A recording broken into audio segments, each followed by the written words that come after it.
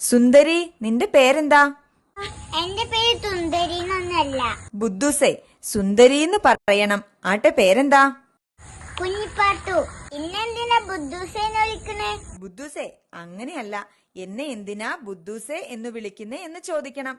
എന്ന് ചോദിച്ചാൽ പെണ്ണിന്റെ പര്യായമാണ് ബുദ്ധൂസ്. എന്റെ ഇക്കാക്ക പറഞ്ഞതാ. നിങ്ങ ഏത് ജാതിയാ? മുസ്ലിം. ഞങ്ങളെ മാതിരിയാ? അല്ല, ഞങ്ങൾ ശരിയായ മുസ്ലിങ്ങളാണ്. അല്ല ബുദ്ധൂസേ, നിങ്ങൾക്ക് ആനുണ്ടായിരുന്നോ? ഇല്ല.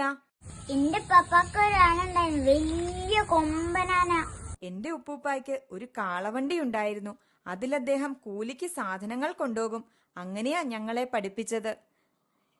ഇതാ, ഈ കടലാസിൽ എന്താ എഴുതിയതെന്ന് നോക്കിക്കേ. ഇതൊന്ന് വായിച്ചേ. അനക്കറിഞ്ഞൂടാ, എഴുത്തും വായനയും പഠിച്ചില്ല. ഞാൻ പോണം, പിന്നെ വരാം. ബാപ്പ ബാപ്പ, ഞാൻ എന്തിനാ എഴുത്ത് പഠിപ്പിക്കാൻ? ഓ, എഴുത്ത് പഠിപ്പിച്ചിട്ട് അന്നെ കാഫിറാക്കാത്ത എന്താ നീ ചോദിക്കണത്?